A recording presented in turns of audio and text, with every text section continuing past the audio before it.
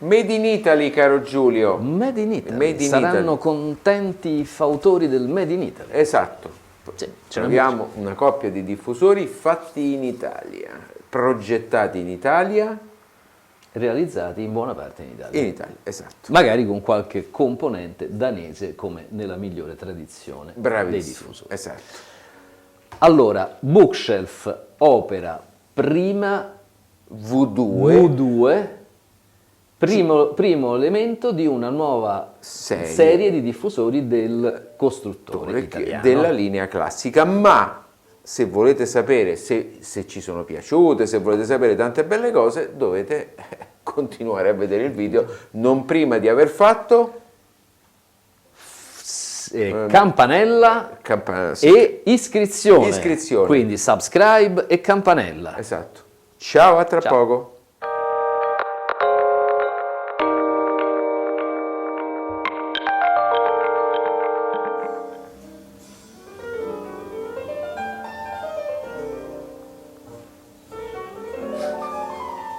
Vai, va. Ora, questo non significa che i pochi secondi che vi abbiamo fatto ascoltare siano indicativi della qualità del diffusore e non ci stancheremo di ripeterlo, noi non faremo sentire mai il suono degli impianti che stiamo recensendo affinché voi possiate giudicarlo, perché significherebbe fidarsi di microfoni, sistemi di compressione, un miliardo di passaggi del nostro file dall'altra parte, quindi sarebbe qualcosa sulla quale non possiamo mettere la mano sul fuoco e che comunque riteniamo totalmente inattendibile. Però non fosse altro è la testimonianza del fatto che gli impianti qui da noi vengono collegati, vengono ascoltati, vengono scrupolosamente testati. Posso dire una cosa, vengono anche sollevati.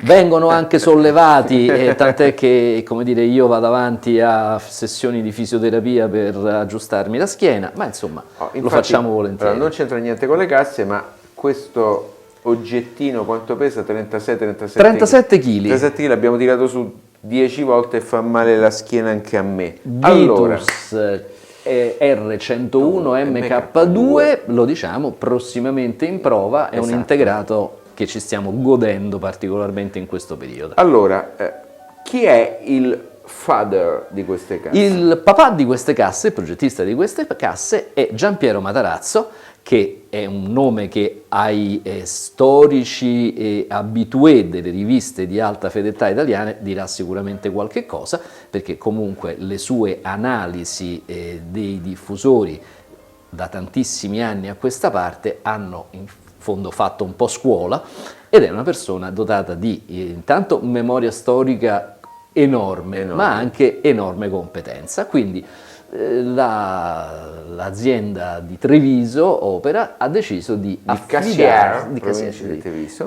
affidarsi alle sapienti conoscenze di Giampiero Matarazzo. Benissimo. Allora, la foto che avete visto, non lo so se troveremo una foto vecchia o nuova, perché le foto che Giampiero mette online sono di quando aveva ancora i capelli, quindi non so se Giampiero capirai questa mia battuta. Noi mettiamo i disegni. Noi mettiamo i disegni, bravo. Esatto.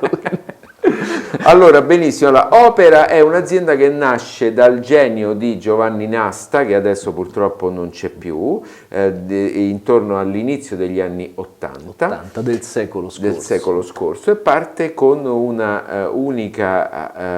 unico diffusore che si chiamava Caruso.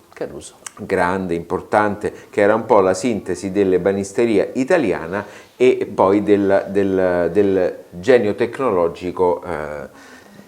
Peraltro in un momento di grande fulgore dell'industria italiana nell'ambito dei diffusori, perché coevi di quell'epoca ci sono le realizzazioni di Sonus Faber, di Diapason, tanto per dirne una, quindi insomma era un momento in cui si andava abbastanza forte in quel senso. Esatto.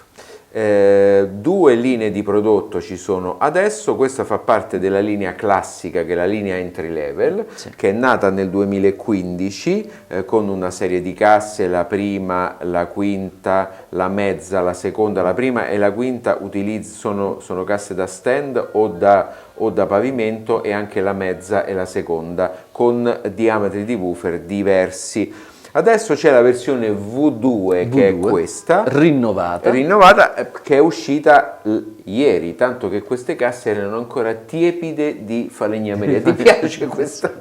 Appena sfornate. Appena sfornate. E quindi woofer, raccontiamole. Ok, allora woofer da 18 cm e tweeter da 2,6. Allora Giampiero, giustamente, mentre ha fatto del suo meglio per realizzare il progetto e per ottimizzare il mobile, ha pensato di rivolgersi alla Scanspeak, ma non come di solito si fa a fare altoparlanti su specifica, che poi voglio capire queste specifiche. Io ho sempre dubitato molto della differenza del tweeter o insomma del componente fatto per la linea di produzione normale e quello fatto su specifica. Lui piuttosto ha detto: siccome voi siete bravissimi a fare altoparlanti, facciamo una cosa insieme. E quindi hanno sviluppato questi 2 componenti, che sono dei componenti fatti su misura per queste casse, ma fatti attraverso la collaborazione con Scanspeak. Ok.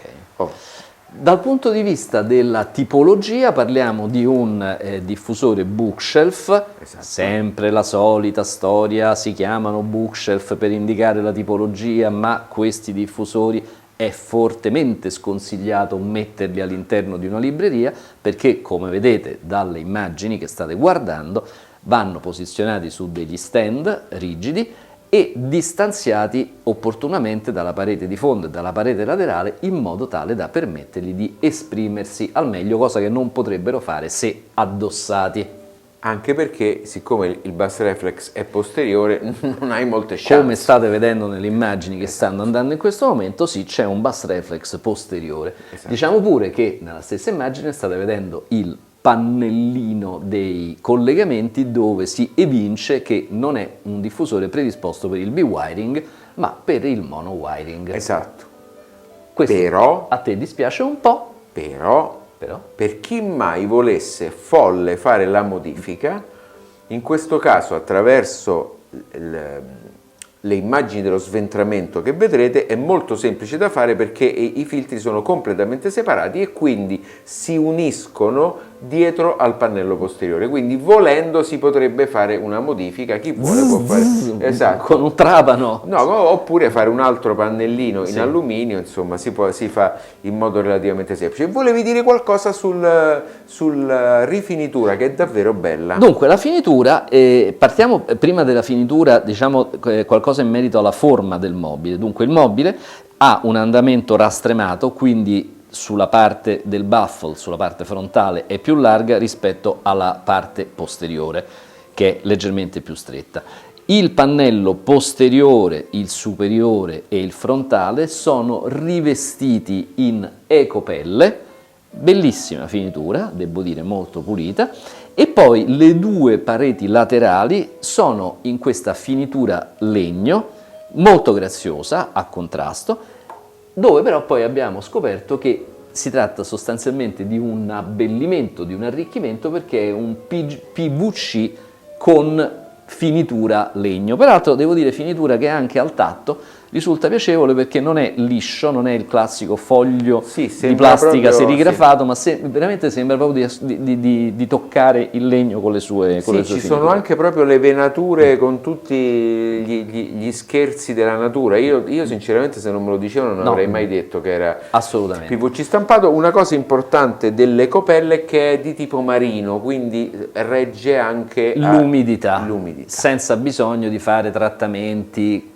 con creme o particolari prodotti per mantenere giovane il pellame. Questo viaggia da sé senza grandi problemi. Quello che mi piace particolarmente è questo gioco di rilievi Sì. che adesso stiamo vedendo e che dà un particolare slancio. È vero, Sì, è un vero. particolare slancio. Devo dire che la forma di queste casse è estremamente originale. Azzeccata, sono Sì. molto, molto piacevoli, sono belli i colori, è bella la forma, no, a me è piaciuto. Una cosa che ci chiedono molto spesso, Sì. ti domando, io non lo so, la griglia frontale c'è? C'è, la griglia frontale c'è, Attenzione. ma non abbiamo detto il prezzo, perché a vederle così uno dice sono casse che costano tanto. No, perché queste costano 3.000 euro la coppia. Ma adesso ci sarà qualcuno che ti insulterà dicendo che 3.000 euro sono tanti soldi e tu sei un maledetto. Io sono contento di farmi insultare. Va bene. In questo caso sono davvero contento, anche perché questi sono quei commenti ai quali io neanche rispondo, per cui ecco. Va bene.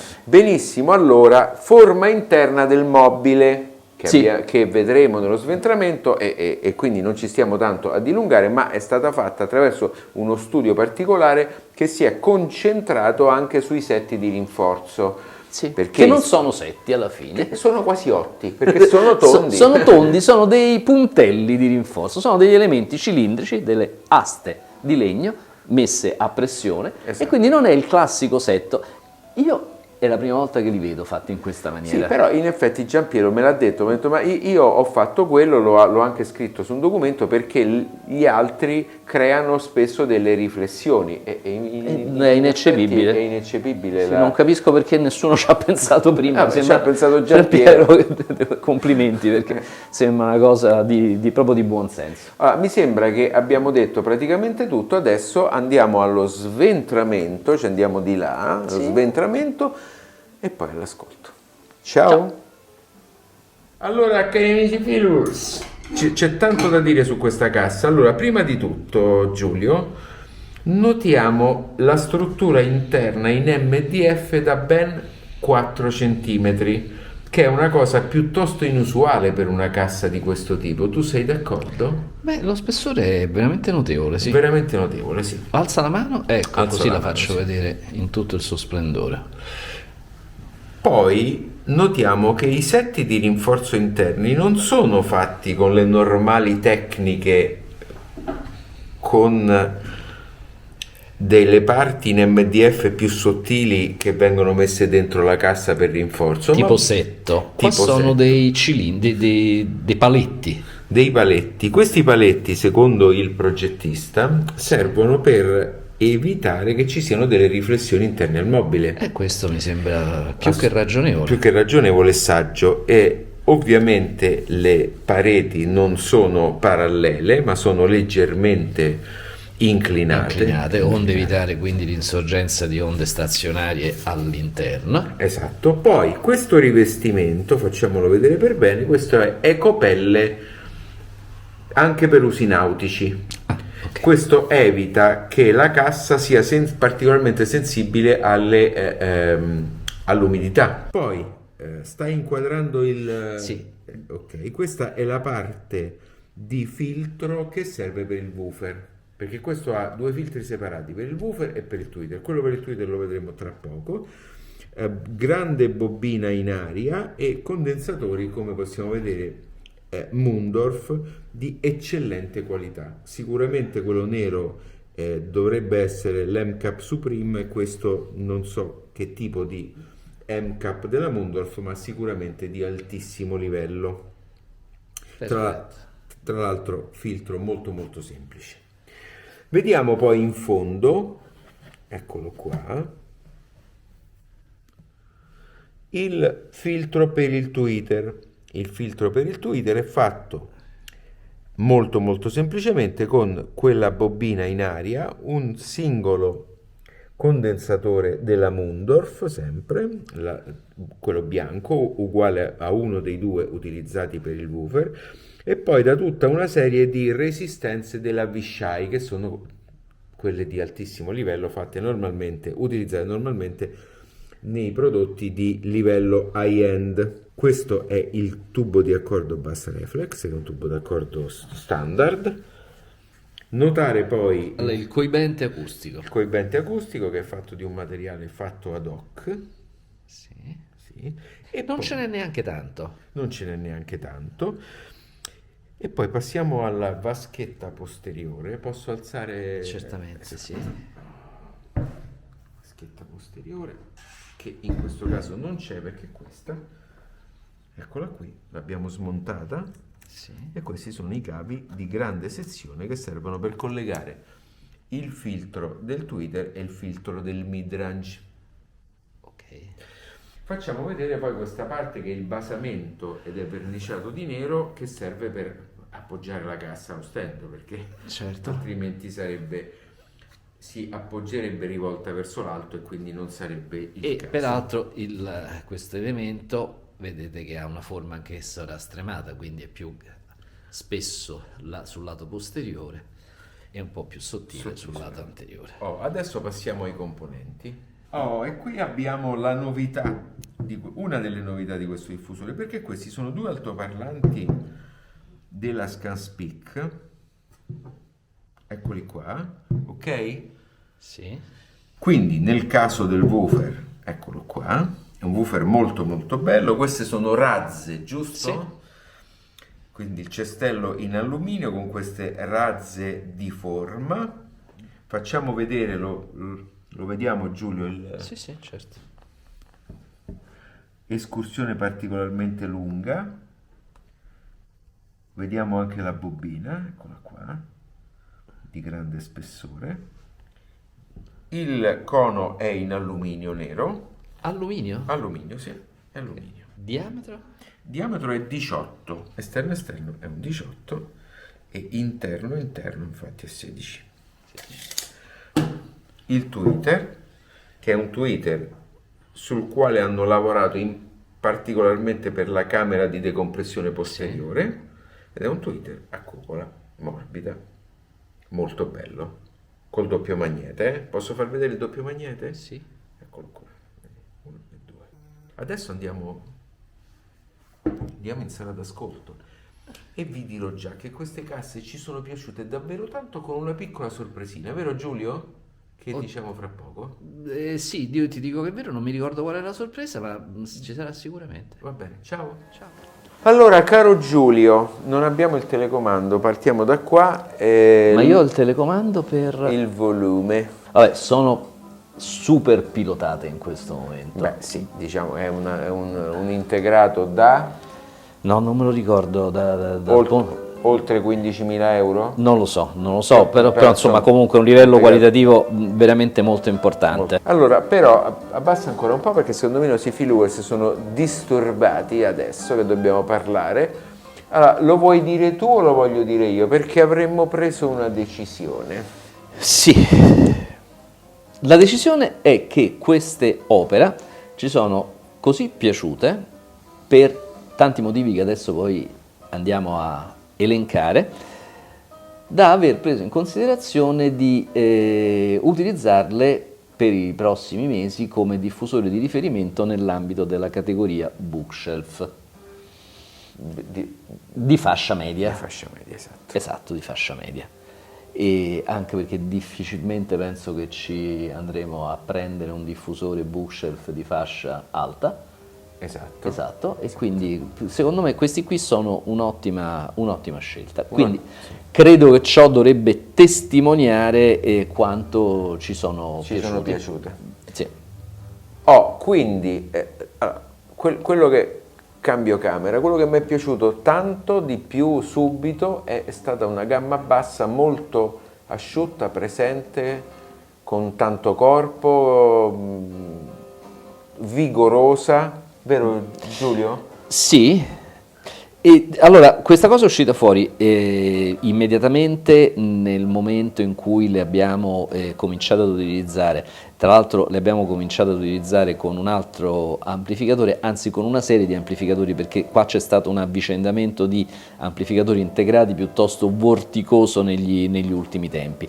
È vero che anche ad esempio con il Copland avevamo avuto la sensazione di questa solidità, prontezza e autorevolezza in gamma bassa, ma si è definitivamente svelata appunto collegandole al Vitus RI101 MK2, che grazie insomma alle sue doti costruttive è una specie di centrale nucleare, e quindi insomma, impressionante. Se c'era un amplificatore in grado di tirare fuori tutto quello che si poteva tirare fuori da questi diffusori, è proprio il Vitus. Senza dubbio. Senza dubbio. Tutto questo con una enorme dose di raffinatezza, e quindi coniugare forza bruta e raffinatezza, come è successo in questo caso qui, non è cosa da tutti i giorni. Quindi direi che da questo punto di vista siamo rimasti molto soddisfatti. Ma del resto, grazie anche a un'efficienza di 90 dB, Sì. ci siamo accorti che anche con amplificatori decisamente meno vigorosi di quanto non fosse il Vitus, le Opera Prima V2 hanno espresso una eccellente capacità di essere pilotate. Ecco. Di essere pilotate. Beh, ad esempio hanno fatto, ripeto, un'eccellente figura, un'ottima prestazione con il Copland, che è sicuramente insomma meno potente, però amplificatore molto raffinato, lo ricordiamo, con la sezione di preamplificazione a valvole, e anche lì insomma i colori, le nuance che quell'amplificatore è in grado di tirar fuori, queste opere le hanno rispettate. Dunque, problematiche relative al posizionamento. Io direi che, come tutti i diffusori bookshelf, un po' di aria bisogna lasciargliela, questo c'è poco da dire. Ora, poi è anche vero che noi da questo punto di vista siamo in una situazione tra virgolette privilegiata, perché siamo in un ambiente dedicato e quindi fondamentalmente i diffusori li possiamo posizionare come ci pare. E certo, chi ha invece magari una costrizione data dalla dimensione, dalla tipologia dell'ambiente, magari un ambiente che viene utilizzato anche insieme ad altre funzioni, la cosa si fa un po' più difficile. Tenete conto che comunque è un diffusore con il condotto di accordo posto sulla faccia posteriore, e quindi gioco forza, secondo me i 50 centimetri vanno comunque lasciati, anche dalle pareti laterali, perché sarebbe eccessivamente penalizzante dal punto di vista della possibilità di sfruttare le doti ottime di questi diffusori di produrre una ampia immagine sonora. Li abbiamo usati con degli stand della Solid Steel, quindi completamente made in Italy, sì, sia i diffusori che gli stand. Non so in questo momento se la Opera vuole fare degli stand dedicati, ma senza dubbio quelli che abbiamo usato noi, che credo siano gli ST7, se non sbaglio, sono degli stand che si sono dimostrati assolutamente eccellenti. Cambiando camera, quindi poi ci abbiamo sentito tanto il pianoforte, abbiamo sentito Keith Jarrett, poi abbiamo sentito varie voci, tra queste quella che mi piace tanto, quella di Fiorella nell'ultimo disco con Danilo, e la voce è bellissima, la voce è stupenda, esce fuori granitica, scolpita, veramente reale, veramente giusta, con un medio alto che lascia senza parole, soprattutto tenendo conto del prezzo d'acquisto, perché stiamo di fronte a una cassa da 3.000 euro la coppia, che è una somma oramai quasi di ingresso per un diffusore di alto livello, no? Perché io questo lo reputo un diffusore di alto livello, e quindi con un controvalore offerto estremamente alto, è una grande convenienza. Diffusore che io ho trovato molto versatile, e quindi ascoltato con diversi generi musicali, e ha sempre dato delle eccellenti prestazioni. Come forse avrete capito, io sono un po' più orientato verso jazz e sinfonica, però ecco, i piani, certo, a condizione che sia coadiuvato da un buon amplificatore e a condizione di stare ascoltando delle buone registrazioni, e con la sinfonica ad esempio il fronte orchestrale viene restituito in maniera credibile, le profondità e i vari gruppi orchestrali sono facilmente individuabili, il che non è una cosa banale, perché non è che si riesce a ottenere questo tipo di facilità di lettura con qualsiasi diffusore. Con questi diffusori viene abbastanza semplice condurre questo tipo di analisi durante l'ascolto. Quasi che viene un po' il dubbio dell'abbinamento con l'amplificatore, perché queste possono essere tranquillamente collegate a un prodotto molto più caro rispetto al loro prezzo d'acquisto. Cioè io non le vedo, quasi non le vedo con un amplificatore da circa 3.000 euro, io le considero con un amplificatore di livello superiore. Devo dire che mi incuriosirebbe, e qua è una prova che per motivi contingenti non abbiamo potuto fare, ma io avrei voluto farla, e vedere che cosa succede con questi diffusori pilotati da un amplificatore a valvole. Perché poi, certo, hanno una raffinatezza tale che secondo me un valvolare potrebbe giovarsene, ecco, di questo tipo di abbinamento. Beh, del resto non ci dimentichiamo che Unison, che è la stessa azienda, la stessa azienda, esattamente, sì, la stessa azienda fa amplificato, buona parte delle linee di prodotto sono a valvole. E senza dubbio i due a valvole che abbiamo provato, che era l'845, bellissimo. Io infatti a quello penso, cioè mi incuriosirebbe fare una prova di ascolto con queste Opera e con quell'Unison 845, sono convinto che uscirebbe fuori una bella accoppiata, perché comunque l'efficienza è sufficientemente alta, certo, per poter valorizzare quell'amplificatore lì, che però del suo, avendo le 845, comunque ha energia in abbondanza. Secondo me verrebbe fuori un bel sistema. La cosa che vorrei ricordare, forse un po' definendola come parola chiave di questi diffusori, io direi energia e corpo. C'è tutto il resto, ma ecco, se penso a questi diffusori penso a un suono pieno, corposo, elegante, energico, vibrante, assolutamente lontano da quell'idea di suono etereo, un po' diafano, che magari uno associa al bookshelf piccolino, perché poi ricordiamo, questi sono dei bookshelf di un litraggio abbastanza importante. Sì, certo, non sono certo piccoli. Consigliati per chi? Consigliati secondo me per chi ha un ambiente di ascolto tipo questo, quindi un ambiente non molto grande, dove l'inserimento di un diffusore a gamma intera genererebbe delle problematiche di inserimento, rimbombi, code, e un'amplificazione magari non esuberante, ma i 50, i 70, gli 80 watt, e che va cercando un ascolto di elevata qualità, senza doversi necessariamente focalizzare su un determinato genere musicale. Benissimo, allora ci sono piaciute tantissimo, tanto da adottarle nei prossimi video come riferimento nella loro fascia di prezzo e oltre, per cui che cosa dire di più? Sottoscriveteci, subscribe, campanella, seguiteci, faccia buccateci, Facebook, Instagram, Twitter, TikTok, Facebook e LinkedIn. Sono attivi tutti questi 5 social network, oltre ovviamente a YouTube e al sito. Sul sito pure troverete parecchie cose, approfondimenti anche su questi diffusori. Ok? Vi salutiamo, ciao! Ci rimettiamo ad ascoltare.